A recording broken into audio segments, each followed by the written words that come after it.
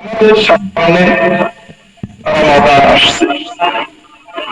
যে কোনো ইবাদত পালনের আগে ইবাদত বিষয়ে আল্লাহ এবং তার রাসূল সাল্লাল্লাহু আলাইহি ওয়াসাল্লাম যে সওয়াবের কথা বলেছেন এগুলো মনে রাখলে ইবাদতের মজা। যেমন রোজার অনেক মর্যাদার কথা বিভিন্ন সহিহ হাদিসে আসছে। একটা হাদিস আমরা সংক্ষেপে আলোচনা করি। রাসূলুল্লাহ সাল্লাল্লাহু আলাইহি ওয়াসাল্লাম বলেছেন,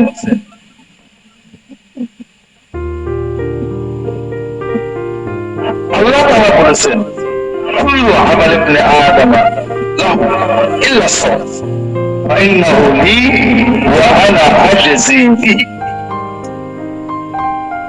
বান্দা যত ইবাদত করে সকল ইবাদত তার, শুধু ব্যতিক্রম হলো রোজা। রোজাটা আমার, রোজাটা কার? আল্লাহ। সব ইবাদত বান্দা, আর শুধু রোজাটা আল্লাহ। আল্লাহ বলছেন আমি নিজে তার প্রাইস। তার মানে যত ইবাদত আছে প্রত্যেক ইবাদত বান্দা হিসাব করে আল্লাহ সওয়াব দেবেন। সে পালন করেছে, আল্লাহ গুণে পড়ে তার সওয়াব দেবেন 10 গুণ 700 গুণ। কিন্তু রোজাটা তা না, রোজা একটা ব্যতিক্রম। সব ইবাদত মানুষ দেখতে পারে। আপনি নামাজ পড়ছেন, যদি ভুল করেন মানুষ দেখে ফেলবে, কিন্তু রোজা এমন একটা ইবাদত যা কেউ দেখতে পারে না। আপনি বলছেন রোজা আছেন, আপনি রোজা নেই, কেউ বুঝতে পারবে না। সেহরিও খেয়েছেন, ইফতারও খাইলেন, ইফতার খেয়েছেন কখনো, বউ দেখেনি, সেরেফাস দেখেনি, পানি খেয়েছেন, হতে পারে না। রোজা এমন একটা ইবাদত, এই যে 15 ঘন্টার ভিতরে আপনি যদি রোজা ভেঙে ফেলেন কেউ দেখবে না। নামাজ কিন্তু দাঁড়িয়ে ভেঙে ফেললে মানুষ টের পায়, শুরু করে সে নষ্ট করে দিলে মানুষ টের পায়, না দিলে কম বেশি দিলে কেউ না করতে, অন্তত আপনার ম্যানেজার যারা আশেপাশে কেউ না করতে। একমাত্র ইবাদত যেটা কেউ টের পায় না, আপনি ছাড়া কেউ টের পাবে না, একান্ত আল্লাহর জন্য বান্দা পালন করে, সেটা হলো রোজা, সিয়াম। এজন্য আল্লাহ তাআলা বলেছেন এই রোজার সওয়াব আল্লাহ হিসাব করে দেবেন না, বান্দাকে বেহিসাবি দেবেন। কাজেই আল্লাহ রাসূল সাল্লাল্লাহু আলাইহি ওয়াসাল্লাম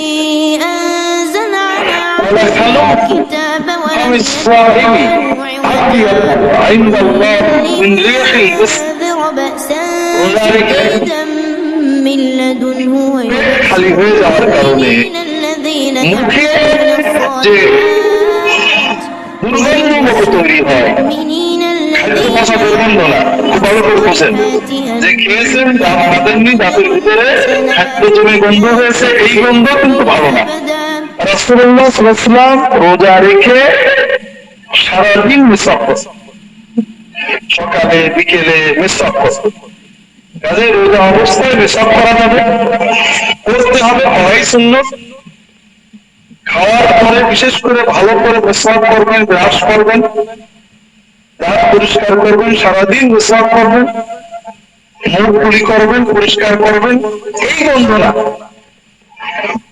পেটে অবস্থি খালি হওয়ার কারণে, সারাদিন না খাওয়ার কারণে মুখে এক ধরনের অস্বস্তিকর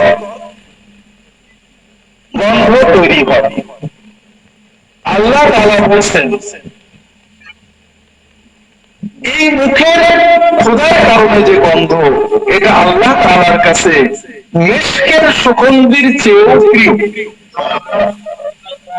কারণ এটা বান্দার ইবাদতের কারণে বলছে। ওয়ালিসাইমি ফারহাতান, রোজা যে রাখে, সিয়াম যে পালন করে, তার দুটো আনন্দ আছে। একটা হলো ইফতারের সময় খুশি লাগে না? ইফতারের আগে কখন ইফতার করবো, ক্ষুধা লেগেছে, পিপাসা লেগেছে, কষ্ট হচ্ছে, খুব আনন্দ লাগে। রোজার বড় আনন্দ ইফতার। আরেকটা আনন্দ রোজাদারের আছে, সেটা এখানে না। ওয়াফারহাতুন ইনদা লিকাই রাব্বিহি, কিয়ামতে আল্লাহর সাথে যখন দেখা হবে তখন রোজাদার আসল খুশি হবে।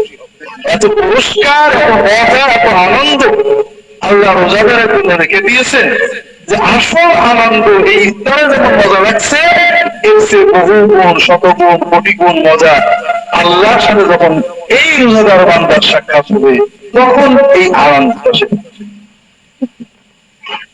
রোজার অনেক ফজিলতের কথা রাসূলুল্লাহ সাল্লাল্লাহু আলাইহি ওয়াসাল্লাম বলেছেন। নফল ফরজ সব রোজাই, তবে এই রোজার ফজিলত হওয়ার জন্য একটু সচেতন হতে হবে।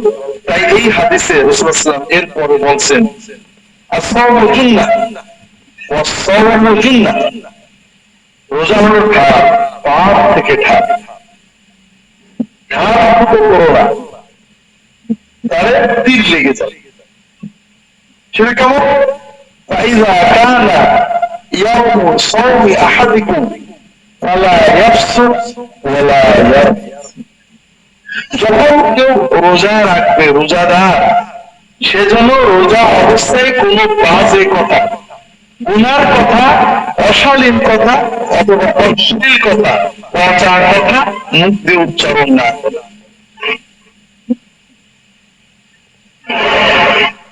অশালীন কথা, কর্কশ কথা, গালি দেওয়ার কথা, মাথা তুলের কথা, অথবা এমন কথা, স্ল্যাং কথা যেগুলো আমরা সমাজে বলি, অমকের ভূত, তমকের ভূত, এইসব কথা,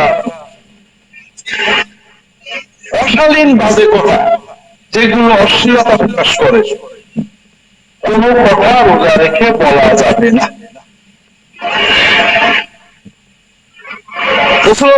এত কথা বাদ দিয়ে এই কথা বললেন কেন?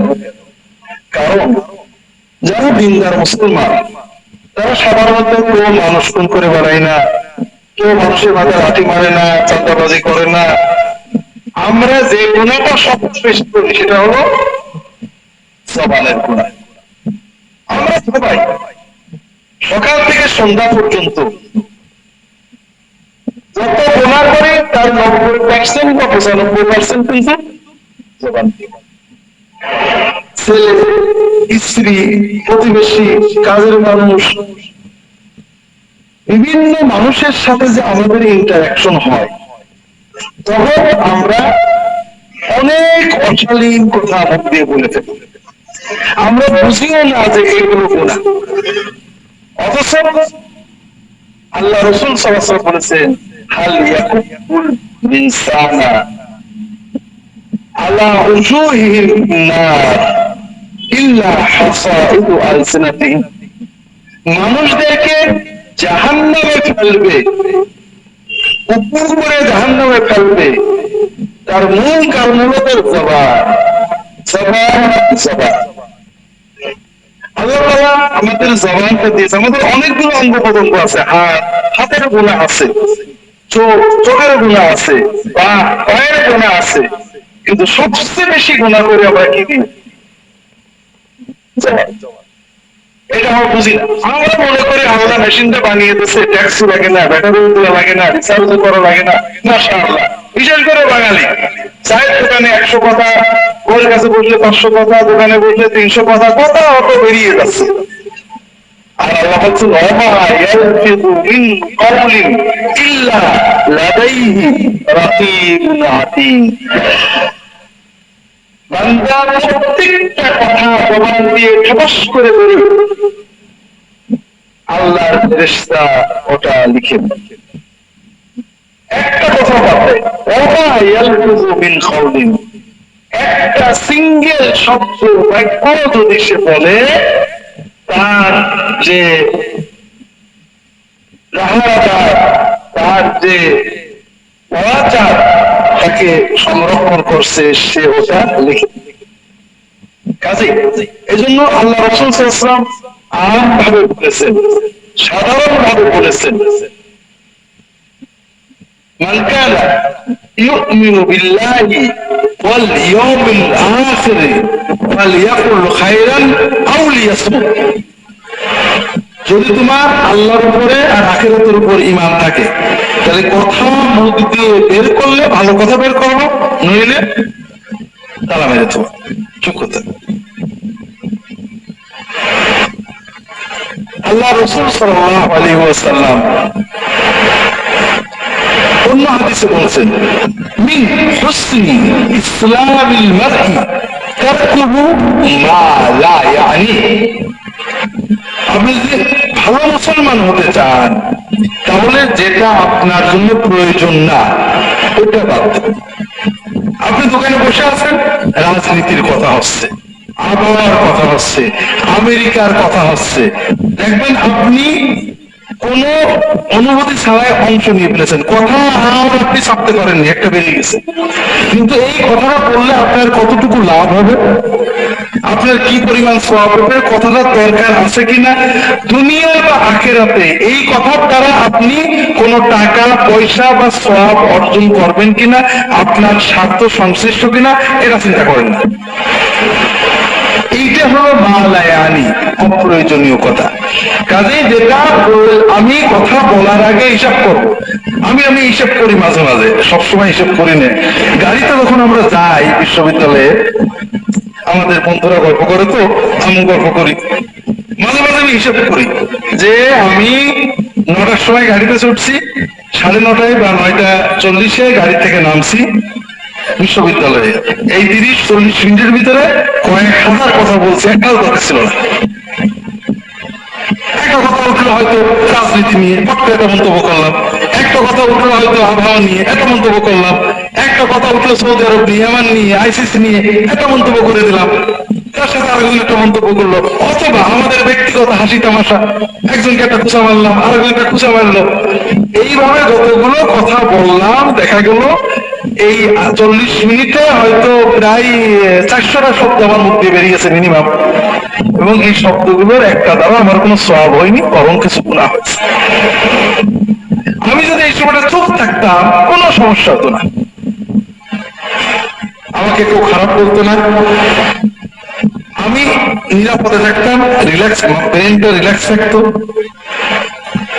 আর যদি এর বদলে আমি এই 40 মিনিট জিকির করতাম, তাহলে কয়েক হাজার সুবহানাল্লাহ অথবা কয়েকশো দরুদ পড়তে পারতাম, কিন্তু হয় না। কথা শুনতে শুনতে দেখা গেল ফস একটা কথা মুক্তি বেড়ে গেল। যখন এটা আপনি কন্ট্রোল করতে পারবেন তখন আপনি ভালো মুসলমান হয়ে যাবেন। মিন হুসনি ইসলামিল মারই তারকুহু মা লা ইয়ানি। করার অভ্যাস করেন, প্র্যাকটিস করেন যে আল্লাহ এই কথা শুরু হয়েছে, আমি বসেও থাকবো, কথা একটা বলবো না, ভিতর থেকে বেরোচ্ছে এইটা বলি। এটা একটা বড় প্র্যাকটিস। বিশ্বাস করেন, আপনি যখন আপনার জবানকে কন্ট্রোল করতে পারবেন, আপনি শুধু আখিরাত না দুনিয়াতেও সফল হবেন। কারণ আমাদের দুনিয়ার যত ঝঞ্ঝা এখান থেকে আসে। আল্লাহ কোরআন কারিমে বলছেন, ওয়ালা তাকফু মা লাইসা লাকা বিহি ইলম ইন্নাস সামআ ওয়াল বাসারা ওয়াল ফুআদ কুল্লু উলাইকা কানা আনহু মাসউলা। যেটা ব্যাপারে তোমার ইলম নেই, জ্ঞান নেই, সুস্পষ্ট জানা নেই, আন্দাজে অস্পষ্ট জ্ঞান দ্বারা লোকের কথার ভিত্তিতে তার পিছনে চলো না, সে বিষয়ে মন্তব্য করো না, সন্দেহ করো না, কল্পনা করো না, এগুলো করো না। কারণ তোমার কান, চোখ, অন্তর প্রত্যেকটার ব্যাপারে আল্লাহকে আমাদের দিনে জিজ্ঞাসা করবে। এই জন্য জবানকে সংযত করা সবচেয়ে বড় জিনিস। আপনি রেগে গেছেন, এটা খারাপ, তো রাগ আসলে কখন খারাপ হবে? যখন জবান খুললো, প্রচন্ড রেগেছেন, তালা মারা আছে, খুব একটা সমস্যা নেই, কিন্তু যখন জবান খুলে দিলেন তখন আর ঠেকাতে পারবেন না। এই জন্য জবানটাকে কন্ট্রোল করা, এটা আমাদের ইমানদারদের, বিশেষ করে আপনারা যারা আমাদের আস-সুন্নাহ ট্রাস্টে সুন্নাতের জন্য আসেন, আমি সারা বাংলাদেশে প্রয়োজনে অপ্রয়োজনে যেতে হয়। একজন মানুষ 50 বছর দিনদার, সমাজের ট্র্যাডিশনাল দিনদার, আলেম ওলামাদের কাছে যান, পীর সাহেবদের কাছে যান, শবে বরাত পালন করেন, শবে কদর পালন করেন, কিন্তু হালাল হারাম সম্পর্কে সচেতন না, অনেক পাবেন। কিন্তু আমি নিজে দেখি, অনেক জায়গায় যাই, তাওহীদ এবং সুন্নাত বোঝে, সহিহ সুন্নাতের আলোকে যারা দিনদার, তারা দিনদারির শুরুতে দেখবেন দাড়ি রেখে ফেলেছে লম্বা, চাকরি 3টে ভাবতেছে হারামের ভয়ে, পর্দার ব্যাপারে সচেতন, অর্থাৎ দিনের হালাল হারাম এগুলোর ব্যাপারে খুবই সচেতনতা আসে। কারণ তারা বোঝে যে আমার আমল নিয়ে আমাকে আল্লাহর কাছে যেতে হবে। আর তাদের জন্য এই আমল কিন্তু কষ্ট লাগে না। আপনারা মনে করেন দাঁড়িয়ে রেখে বলেন কি কষ্টের কাজ, মোটো কষ্টের কাজ না, তার আনন্দের কাজ, তার ভালো লাগে, তার ভিতরে স্যাটিসফ্যাকশন আছে, তৃপ্তি আছে, আনন্দ লাগে। তার ওই হারাম চাকরিটা ছেড়ে দিয়ে একটু কষ্ট হলো, হালাল চাকরিতে থাকতে তার মজা লাগে, কষ্ট হয় না, তার ঈমান তাকে সহযোগিতা করে। এই জন্য কোরআন এবং সুন্নাহ যে বিষয়টা আমাদের সর্বোচ্চ গুরুত্ব দিয়েছে সেটা হলো ভাইরা এই জবান। আমি আজকে জবান নিয়ে বেশি বলবো না, শুধু সিয়াম কেন্দ্রিক কথাগুলো বেশি বলবো, কারণ আমাদের রমজানের আরো কিছু মাসলা মাসাইল আছে। আমরা তো মাজলিস সুন্নাহ রমাদানেও আর হবে না, রমাদানে আমরা করতে পারি না, ইনশাআল্লাহ রমাদানের পরে অর্থাৎ জুলাই মাসেরটা হবে না, আগস্ট মাসেরটা ইনশাআল্লাহ হবে যদি আল্লাহ তাআলা আমাদের বাঁচিয়ে রাখেন। এজন্য রমাদানের আরো মাসলা আমাদের আলোচনা করতে হবে। তবে রমাদানে বিশেষ করে রোজা অবস্থায় রাসূলুল্লাহ সাল্লাল্লাহু আলাইহি ওয়াসাল্লাম এই জবানের কথা কেন বললেন, বিশেষ করে জুন মাসে এটা কেন দরকার? কারণ জুন মাসের গরম এবং বাঙালি মেজাজের গরম আর পেটের ক্ষুধার কারণে গরম, 3 গরম এক জায়গায় হয়ে, পিপাসার গরম, ক্ষুধার গরম, আবহাওয়ার গরম, বাঙালি মেজাজের গরম, এই 4 গরম এক জায়গা হয়ে রোজা অবস্থায় আমরা সহজেই বিস্ফোরণ হয়, অর্থাৎ বাস্ট হয়ে যায়। যে কথায় রোজার আগে রাগিনি ওইরকম একটা কথায় রোজার ভিতরে রাগ হয়ে যায়, ওইরকম একটা কথায় রোজার ভিতরে রাগ হয়ে যায়, বউয়ের সাথে, কাস্টমারের সাথে, কর্মচারীর সাথে বাজে কথা বলে ফেলি, এরকম কি ঘটে নাকি? এই জন্যই রাসূলুল্লাহ সাল্লাল্লাহু আলাইহি ওয়াসাল্লাম সাবধান করলেন যে এই 4 গরমকে একসাথে সংরক্ষণ করতে হবে। রোজা অবস্থায় তুমি নিজেকে বারবার অটো সাজেশন মেসেজ দেবে, আমি রোজা আছি, আমি কিন্তু রোজা। প্রচন্ড পিপাসায় তুমি পানি খাওনি কারণ তোমার কাল মেসেজ মিশছে, রোজা, রোজা আছি, খাওয়া যাবে না। প্রচন্ড ক্ষুধায় তুমি খাবার খাওনি কারণ তোমার অন্তর মেসেজ নিচ্ছে, তুমি রোজাদার, খেতে পারবে না। ঠিক এই কন্টিনিউয়াস মেসেজটা আপনাকে দিতে হবে, আমি রাখতে পারবো না, আমি তো রোজা। আল্লাহ রাসূল সাল্লাল্লাহু আলাইহি ওয়াসাল্লামের জন্য বলছেন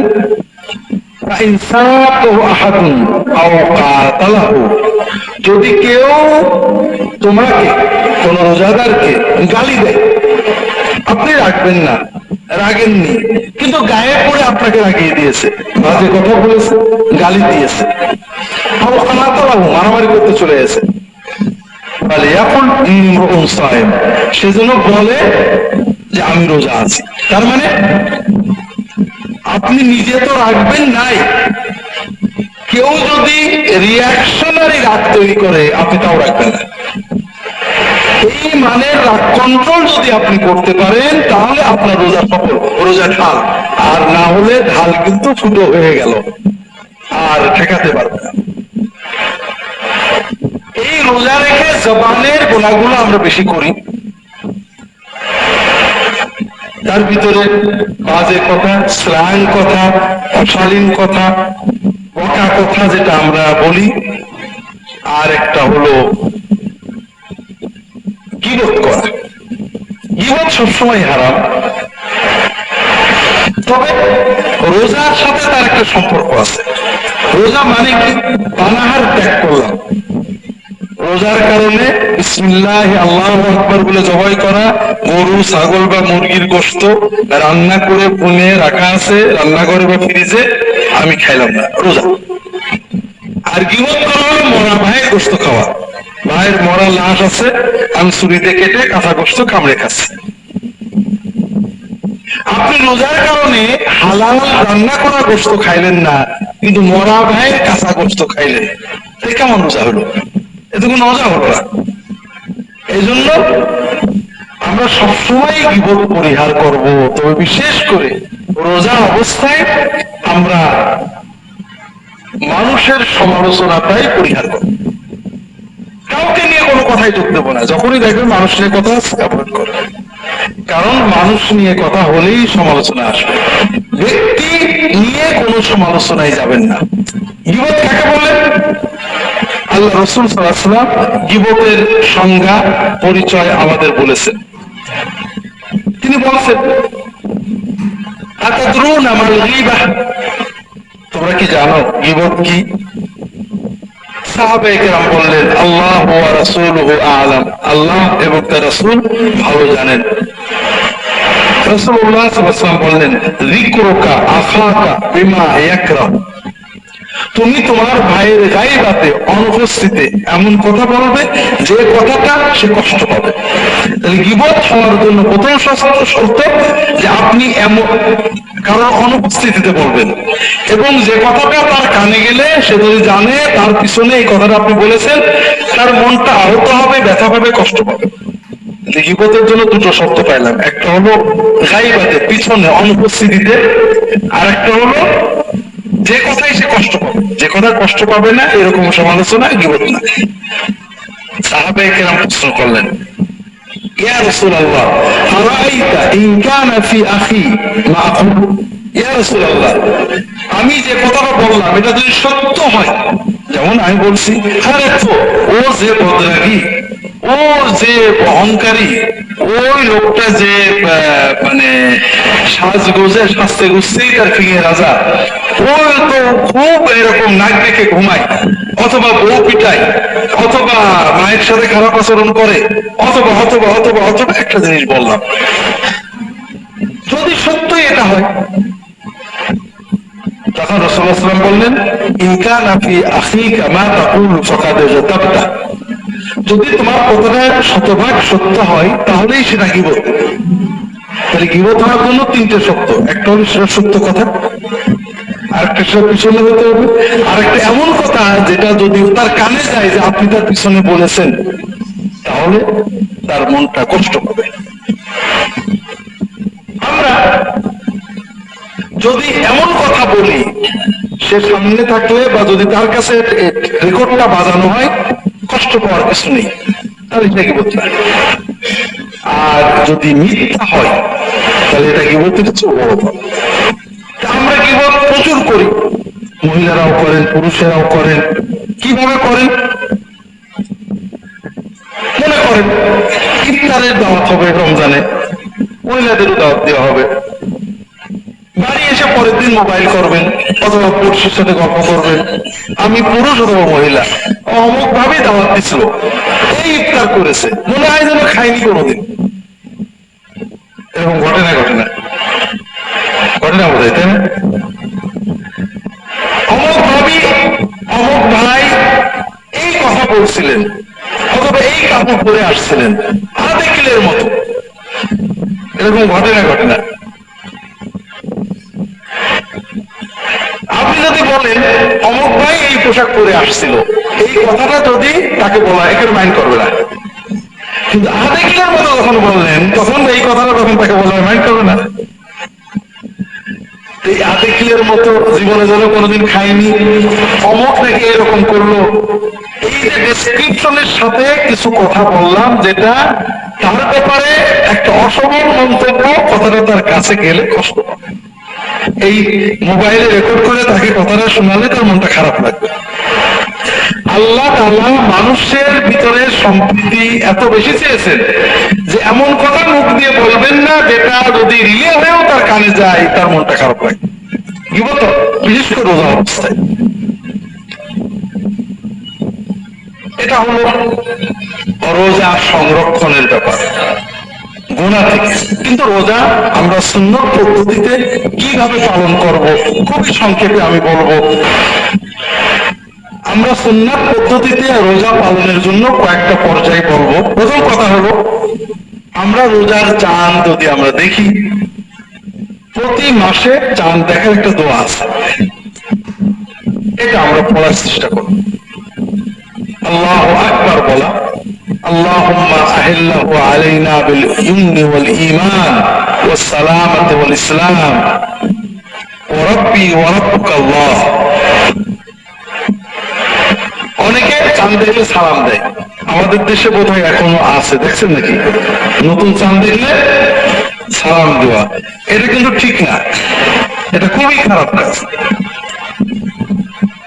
চাঁদ দেখলে আল্লাহর কাছে দোয়া করতে, প্রথমে আল্লাহ আকবার, এরপরে আল্লাহ, এই যে নতুন মাস শুরু হলো, এই মাসটা আমাদের ঈমানটা মজবুত রেখো, আমাদের সকল কাজে কর্মে বরকত দিও। তো ওটা কেমন হলো? মাসের শুরুতেই আল্লাহর কাছে বরকত চেয়ে নিলেন। ইসলাম, আমাদের দিন ইসলাম ঠিক রেখো, আমাদের নিরাপত্তা বিপদ আপদ থেকে মুক্ত রেখো। এরপরে চাঁদের সাথে একটা কথা বলা, রাব্বি ওয়া রাব্বুকাল্লাহ। চাঁদ তুমি কিছু না, অনেকে চাঁদ পূজা করে, সূর্য পূজা করে, তোমার রব এবং আমার রব আল্লাহ, তুমি যার বান্দা আমিও তার বান্দা।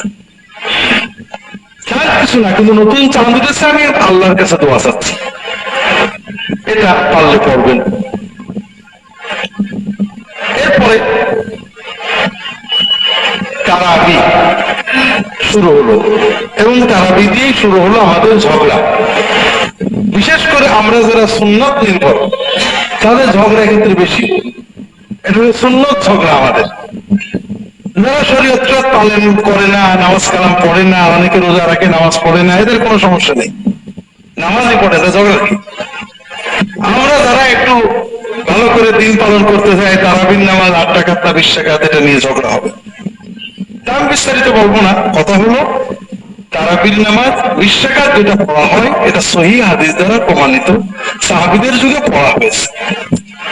তবে রাসূলুল্লাহ সাল্লাল্লাহু আলাইহি ওয়াসাল্লাম নিজে অথবা সাহাবায়ে কেরাম কোন রাকাতকে ফিক্স করেননি যে এর কম পড়া যাবে না বা এর বেশি পড়া যাবে না, কারণ রাসূলুল্লাহ সাল্লাল্লাহু আলাইহি ওয়াসাল্লাম নিজেই এটাকে ফিক্স করেন। আপনারা হয়তো মনে করেন জোহরের নামাজ 4 রাকাতের জায়গায় 6 রাকাত পড়া যায় না, রাসূলুল্লাহ সাল্লাল্লাহু আলাইহি ওয়াসাল্লাম যেটা পড়েছেন তার চেয়ে বেশি আমরা পড়বো কি করে? কথাটা ওরকম না। জোহরের নামাজ রাসূলুল্লাহ সাল্লাল্লাহু আলাইহি ওয়াসাল্লাম কখনো 2 রাকাত, কখনো 4 রাকাত, কখনো 6 রাকাত পড়েননি। কিন্তু কিয়ামুল লাইল, তাহাজ্জুদ রাসূলুল্লাহ সাল্লাল্লাহু আলাইহি ওয়াসাল্লাম কখনো 2 রাকাত, কখনো 4 রাকাত, কখনো 6 রাকাত, কখনো 8 রাকাত, কখনো 10 রাকাত, কখনো 12 রাকাত, বিভিন্ন রকম করেছেন। তিনি রাকাত সংখ্যা বাড়িয়েছেন, কমিয়েছেন, কিন্তু টাইম কিন্তু একই রেখেছেন। 2 রাকাতেও 4 ঘন্টা, 4 রাকাতেও 4 ঘন্টা, 6 রাকাতেও 4 ঘন্টা, 8 রাকাতেও 4 ঘন্টা, 10 রাকাতেও 4 ঘন্টা, 12 রাকাতেও 4 ঘন্টা, 4 থেকে 6 ঘন্টা অথবা এইরকম সময় তিনি কিয়ামুল লাইল পড়তেন। সাহাবীদের যুগে 8 রাকাত পড়া হয়েছে, 20 রাকাতও পড়া হয়েছে, সেটাও 4 থেকে 6 ঘন্টা। আমরা যারা 20 রাকাত পড়ি তারা 35-40 মিনিটে 20 রাকাত পড়ি।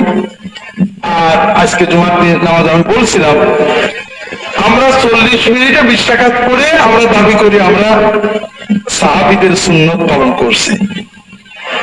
এটা একটা আত্মপ্রবঞ্চনা। 8 রাকাত যারা পড়েন তারা আধা ঘন্টায় 8 রাকাত পড়ে দাবি করেন আমরা সহিহ হাদিস পালন করছি। এটা আত্মপ্রবঞ্চনা, আর কিছু না।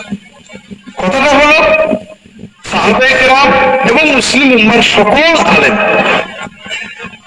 4 মাযহাবের ইমামগণ, ইবনে তাইমিয়া, ইবনুল কাইয়িম, শাহ আব্দুল্লাহ মুহাদ্দিস, বড় বড় ইমাম আইম্মা সবাই বলেছেন যে এই রাকাত নিয়ে কোনো ঝগড়ার কিছু নেই, কিয়াম হলো আসল। যেখানে 20 রাকাত হয় 20 রাকাত পড়বেন। তবে আবারও আপনাদের বলি, যদিও জুমার সময় সামান্য কিছু বলা হয়েছে, কিয়ামুল লাইলের মূল মাকসাদ হলো কোরআন শোনা বা পড়া। তারাবির নামাজ জামাতে পড়া ওয়াজিব নয়, না পড়লে গুনাহ হবে না। যদি মূল মসজিদে জামাত কায়েম হয়েছে, আপনি তারাবির নামাজ ঘরে পড়েন, কোনো গুনাহ হবে না। তবে জামাতে পড়া কোরআন খতমের সওয়াব থেকে মাহরুম হবেন। ঈশার নামাজ ঘরে পড়লে গুনাহ হবে।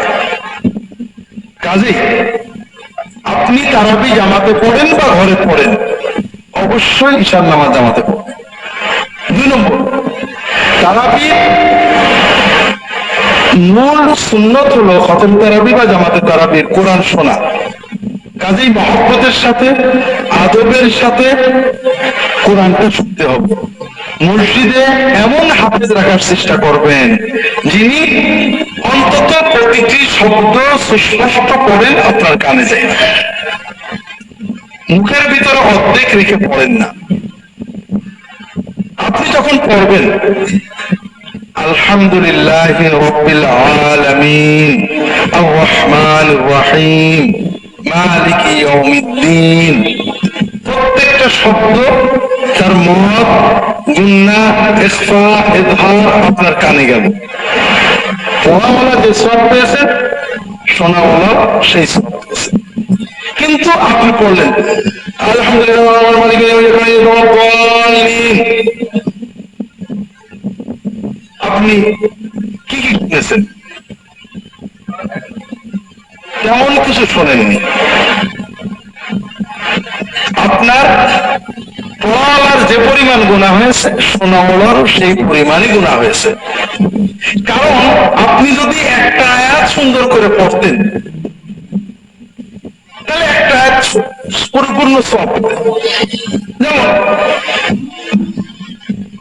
قل اللهم مالك الملك تؤتي الملك من تشاء وتنزع الملك ممن تشاء, আয়াতটা পুরো পড়লেন, রুকুতে চলে গেলেন, ওই একটা আয়াতে সওয়াব পাবেন। قل اللهم مالك الملك تؤتي الملك إنك على كل شيء قدير। আপনি কি শুনলেন? আপনার হয়তো তেমন কিছু শোনেন। এইরকম ভাবে পুরো কোরআন পড়লো, আপনার সওয়াব তো হবেই না, গুনাহ হবে। এজন্য আপনি যদি একান্তই না পারেন, বরং ঈশার নামাজ বড় জামাতে পড়ে, তারাবির নামাজ ছোট একটা জামাত করেন, অন্তত সুন্দর করে মহব্বতের সাথে পড়া যাবে, তাতে একটু সময় বেশি লাগবে। যদি তাও না পারেন, তাহলে একা সুন্নাত তারাবি পড়ে, যদি সেরকম ইমানি মজবুত থাকে। ঘরে আসলেন, কিছুই পড়া হলো না, গুনাহগার হয়ে গেলেন, এরকম যেন না হয়। সর্ব অবস্থায় মসজিদে মসজিদে সবাই চেষ্টা করবেন হাফেজ সাহেবদেরকে সুযোগ দিতে ধীরে পড়ায়। দোষ সব হাফেজ সাহেবের উপর চালানো। হুজুর আমাদের হাফেজ এমন পড়ে কিছু বোঝা যায় না, অথচ দোষ হাফেজের না। হাফেজ সাহেবরা জানে যে ধীরে পড়লে চাকরি থাকে না। গত বছরও আমাকে যশোর থেকে ফোন করেছে, হুজুর মসজিদ কমিটির নির্দেশ 35-40 মিনিটের ভিতরে খতম করে দিতে হবে, তা না হলে হবে না। কত বছর আমরা বুঝি না। অর্থাৎ ঈশা শেষ করে 20 টাকা পড়তে হবে 30-35 সর্বোচ্চ 40 মিনিটে। এ যদি না পারেন তাহলে আপনি পারেন। আসলে মসজিদ কমিটি এই গুনাহ করে লাভটা কি পাবে? এই জন্য ভাইরা আপনারা চেষ্টা করবেন তারাবিতে মহব্বতের সাথে কোরআন শোনা, মহব্বতের সাথে কোরআনটা পুরোটা শোনা। যদি না পারেন সূরা তারাবি পড়বেন মহব্বতের সাথে, রুকু সাজদা গুলো একটু দীর্ঘ করবেন, সেটাও ভালো। এমন কোরআন যদি পড়া হয় যে যেখানে আয়াত বাদ পড়ে যায়, আয়াতের এক শব্দ খানিকটা বাদ দিয়ে আরেকটা পড়ে, মাঝখানে 2-3টে বাক্য বাদ যাওয়াতে অর্থ বিকৃত হয়ে পরিবর্তন হয়ে যায়, কুফরি কালাম হয়ে যায়, তাহলে খুব কঠিন বিষয় হয়ে যাবে। তারাবি, আমরা আমাদের দেশে তারাবির দোয়া আছে, 4 রাকাত পর পর দোয়া আছে। এই দোয়াটা কোনো সুন্নত দোয়া না। তারাবি এখানে আমরা ফাঁকি দিই। তারাবি মানে বিশ্রাম। কেন বিশ্রাম? রাসূলুল্লাহ সাল্লাল্লাহু আলাইহি ওয়াসাল্লাম থেকে বিশ্রামের কোনো কথা হাদিস নেই। সাহাবীদের যুগে যখন জামাতে তারাবি হতো, বেশি সময় না, ঈশার পর থেকে সেহরি পর্যন্ত হতো। কয় ঘন্টা? 6 ঘন্টা মাত্র। কখনো কখনো হয়তো 3-4 ঘন্টাও হতো, 12টা-1টায় শেষ হয়ে যেত, এরকম পাওয়া যায়। তো মনে করেন যদি 4 ঘন্টা ধরে 8 রাকাত বা 20 রাকাত নামাজ পড়া হয়, তাহলে আপনার 4 রাকাত পড়তেই আপনার 1 ঘন্টার বেশি চলে যাবে। এই 1 ঘন্টা সময় দাঁড়িয়ে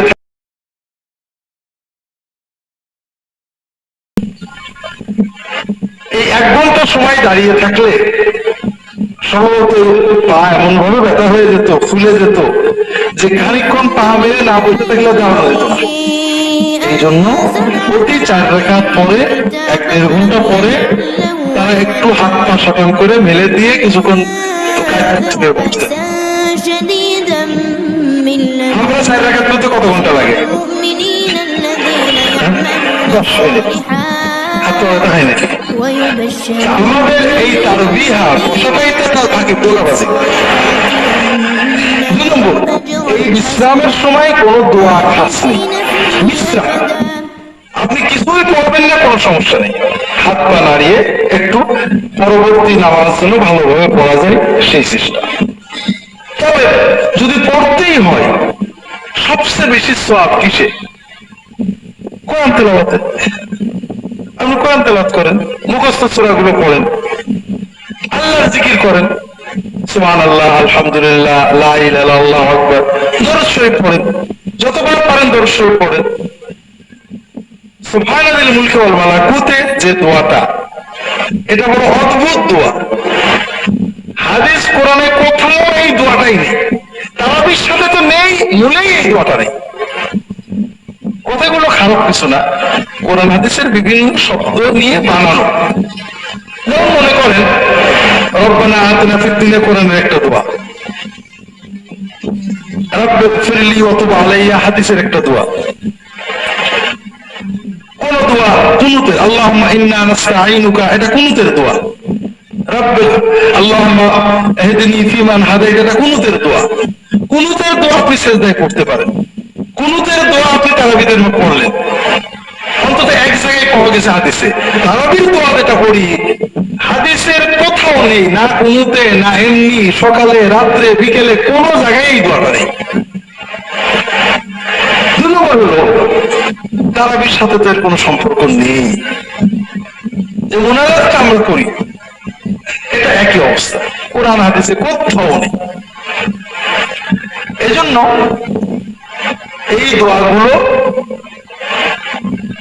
যারা শিখে ফেলেছেন পড়লে আমরা বলবো না যে গুনাহ হবে, তবে এটা তারাবির অংশ মনে করলে বেদাতে চলে যাবে। সবচেয়ে ভালো হয় তাসবিহ, তাহলিল বা দরুদ শরীফ পড়বেন।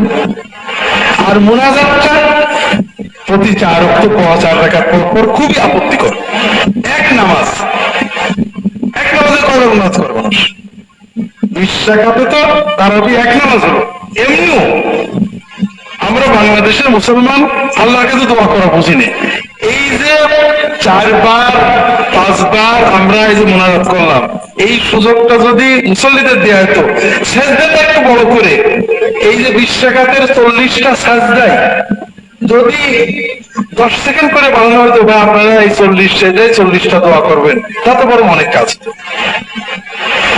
40টা সেজদায় রব্বির হামহুমা, আল্লাহুম্মা আইন্নি আলা যিকরিকা ওয়া শুকরিকা, রব্বিগফিরলি, রব্বানা আতিনা ফিদ দুনিয়া, যদি সুবহান রাব্বিয়াল আলা 3 বার পড়ার পরে 10টা সেকেন্ড 15টা সেকেন্ড সময় দেওয়া হতো, ইমাম সাহেব একটা দোয়া পড়তেন, মুক্তাদিরাও একটা দোয়া পড়তো, তাহলে এই যে না বুঝে, কিছুই না বুঝে শুধু হাত মুখ লাগছে, অনেক বেশি কাজ হতো। এবং কিয়ামুল লাইলের সুন্নাত এইটি যে তুমি রুকু দীর্ঘ করো, সাজদা একটু লম্বা করো, আল্লাহর কাছে চেয়ে নাও।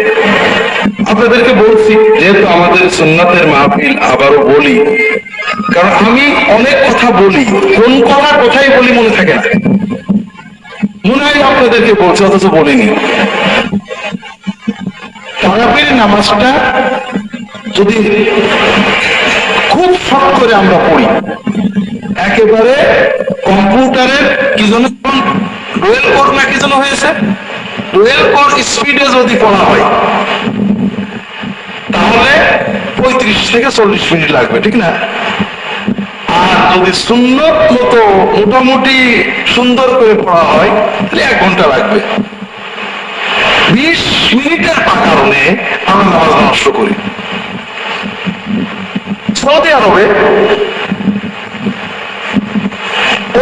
মসজিদে 8 টাকার তারাবি হয়, কোন মসজিদে 20 টাকা হয়। মক্কা শরীফে মসজিদে হারামে, মদিনা শরীফে মসজিদে নববীতে এবং আরো কিছু মসজিদে, অল্প মসজিদে 20 টাকা হয়। আর বাকি সব মসজিদে কত হয়? তবে এই 17-18 বছর সৌদি আরবে থেকে দেখলাম সৌদি আরবের মুসলমানদের ইমান খুব দুর্বল। এই আয়াত আর বিশ নিয়ে কোনদিন মারামারি করতে দেখলাম না। আমাদের ইমানের দাবি কি? যে 20 টাকা পড়ে সে নামাজ হবে, মহা খুশি। ইমানের একটা দাবি আছে না? আর যে 8 টাকা পড়ে সে বেদাতি, মহা খুশি। ইমানের যে জজবা দাবি সৌদি আরবে একেবারেই নেই। কেউ হাত ঝুলিয়ে নামাজ পড়ছে, কেউ হাত এখানে বেঁধে নামাজ পড়ছে, কেউ হাত এখানে বেঁধে নামাজ পড়ছে, কেউ রফাদাইন করছে, কেউ পড়ছে না, কেউ আমিন বলছে, কেউ বলছে না। কারোর ইমানে একটু টাকাটা লাগে না, ধরে একটা খুশি পাবো। এমনকি 20 টাকা 8 টাকার তারাবি একই শহরে কেউ 20 টাকা পড়ছে, কেউ 8 টাকা পড়ছে, কেউ কারোর বিরুদ্ধে কিছুই বলে না। হ্যাঁ, আলেমরা মশলা দেয়, কেউ বলে বিশুদ্ধ, কেউ বলে আরুদ্ধ, তাও কেউ গায়ে দেয় না। তাহলে ও দেশে আলেমদেরও ইমান দুর্বল, মুসলমানদেরও ইমান দুর্বল। এই দুর্বল ইমানের কারণে ওদের দেশে 8-20 চলে, কোনো ঝগড়া হয় না। আর আমরা আলহামদুলিল্লাহ ইমান মজবুত হওয়ার কারণে যে কোনো অন্যায় দেখলেই যেহেতু প্রতিবাদ করতে হবে, এজন্য আমরা মাশাআল্লাহ এ ব্যাপারে খুবই তৎপর। আসলে ইমানের দৃষ্টিভঙ্গি আছে, একটু ভালো করে বোঝার চেষ্টা করি। আমি অনেক জায়গায় বলেছি, হয়তো আপনাদের বলিনি, আবারও বলি। আমরা একটা গুয়ের টুকরো, একজন লোক এক টুকরো গু নিয়ে আসলো, এটা পাতলা না, আমরা এটাকে ঘৃণা করবো না ভালোবাসবো? ওই গুয়ের টুকরোটা 1 জগ পানির ভিতরে রেখে দিল, গু না আর পানিও না। 1 ডলা গু যদি 1 জগ বা 1 গ্লাসে রাখা হয়, পানি কি হবে? আমরা গুকেও ঘৃণা করবো, পানিকেও ঘৃণা করবো, হাত দেবো না। এই ডলা গু, এইটুক ডলা গুই ওই বড় একটা পুকুরের ভিতরে নিয়ে ফেললো। গুটা কি? না পাক। আর পানি না পাক? পুকুরের সব পানি না পাক? হ্যাঁ, পানি কিন্তু পাক। ওই গুড় জায়গা বাদ দিয়ে অন্য জায়গায় আমরা কিন্তু গোসল করি, গালো পানি দিয়ে দিই না। আমার বড় দিঘিতে কোথাও গু আছে, কোথাও মরা মাছ আছে, যদি ওই মরা মাছ পচা গু যদি আমার গ্লাসে রাখতে, আমি পানি হাত দিতাম না। কিন্তু বিশাল দিঘি পুকুরের ভিতরে এক কোণে আর এক কোণে আমরা গোসল করছি, গালে পানি যাচ্ছে, কিন্তু কিনা লাগছে না, ঠিক না? ওই গুয়ের টুকরো যদি বঙ্গোপসাগরে বা ভারত মহাসাগরে ফেলে দেন, ও গু কোথায় হারিয়ে যাবে, কোনো অস্তিত্বই থাকবে না, ঠিক না? যে একজন মুমিন, আমরা কাজ আমরা বলবো, কর্ম, আমরা সবসময় কর্মের বিধান বলবো। মোনাজাত করা সুন্নত অথবা বেদাত, মিলাদ পড়া সুন্নত অথবা বেদাত, কি বলে ইল্লাল্লাহ যিকির সুন্নত অথবা বেদাত, অমুকটা জায়েজ অথবা নাজায়েজ, এগুলো আমরা স্পষ্ট বলবো। কিন্তু একজন লোক মোনাজাত করেছে অথবা করেনি, মিলাদ পড়েছে অথবা পড়েনি, ইল্লাল্লাহ যিকির করেছে অথবা করেনি, ওই লোকটার ব্যাপারে আমার মানসিকতা হবে এই মানদণ্ডে। একজন শুধু ওই বেদাত টুকি করে অথবা নাজায়েজ টুকি করে, তার এখন ওটা হলো গ্লাসের ভিতরের গু। আর একজন অনেক ভালো কাজ করে, কিছু নাজায়েজ বা বেদাত করে, ওইটা হলো ওই বড় দিঘির ভিতরে, পুকুরের ভিতরের গু। গুর প্রতি ঘৃণা থাকে, কিন্তু পুকুরে আমরা গোসল করি, ওই পানি নিয়ে রান্নাও করি, ঠিক না? আর একটা হলো মহাসাগরের ভিতরে গু পড়ে গেছে, ওর কোনো হদিসই নেই। কাজে একজন মুমিন অনেক ভালো কাজ করে, কিছু বেদাত করে, আর একজন আলেম আল্লাহর দ্বীনের দায়ী অনেক কাজ করেন, না বুঝে যে একটা বেদাত করেন, ভুল করেন। আমার একজন মানুষ শুধু বেদাতে নিয়ে আসে, 3 জনকে একলো নাকি? কিন্তু আমরা খুশি নেই। একজন মানুষ নামাজ পড়ছে না, তার ব্যাপারে খুশি নেই।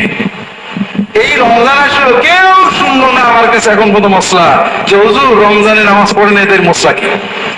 কিন্তু আমার কাছে গতকাল এক প্রোগ্রামে ছিলাম, অনেক প্রশ্নের ভিতরে প্রায় অর্ধেক প্রশ্ন হুজুর তারাবির নামাজ 20 টাকা না 8 টাকা কথা বলেছেন। আবার কারো প্রশ্ন, হুজুর আমি নাচতে বললে নামাজ কি হবে?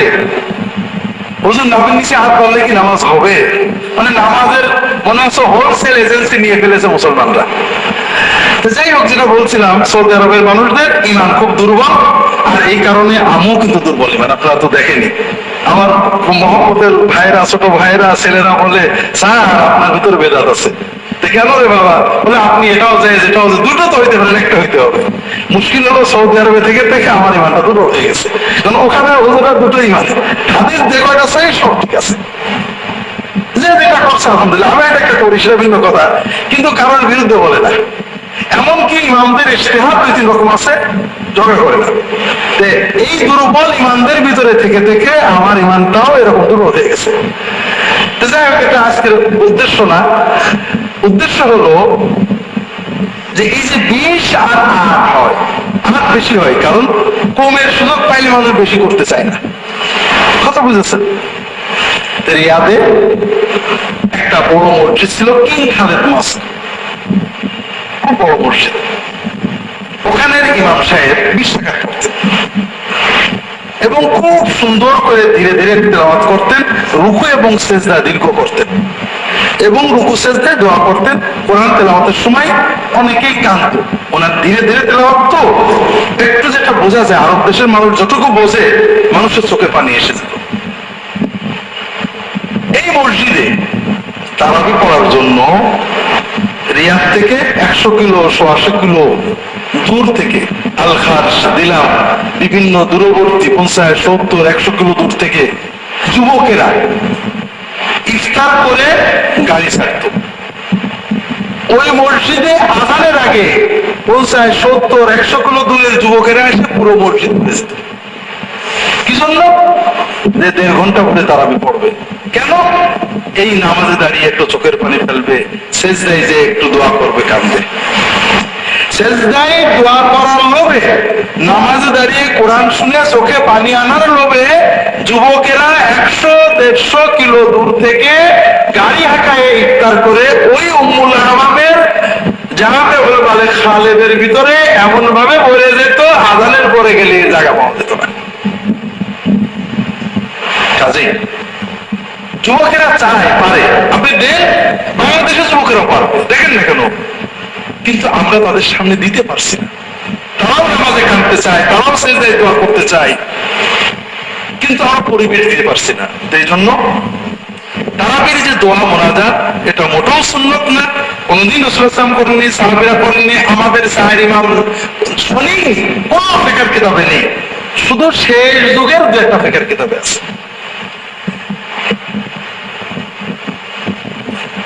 তারাবি যখন জামাতে পড়বো আমরা বেতের পড়ে নেব, কারণ রাসূল সাল্লাল্লাহু আলাইহি ওয়াসাল্লাম বলেছেন, মান কামা মা'আল ইমামি হাত্তা ইয়ানসারিফা কুতিবা লাহু বাকিয়াতুল লাইলাতি। যদি কেউ ইমামের সাথে কিয়ামুল লাইল বা তারাবির জামাত শেষ পর্যন্ত পড়ে, তাহলে বাকি সারা রাত তাহাজ্জুদ পড়ার সওয়াব তার আমলনামায় লেখা হয়ে যায়। কাজে আমরা 20 রাকাত হলে 20 রাকাত পড়ে বেতের পড়ে একবারে যাব।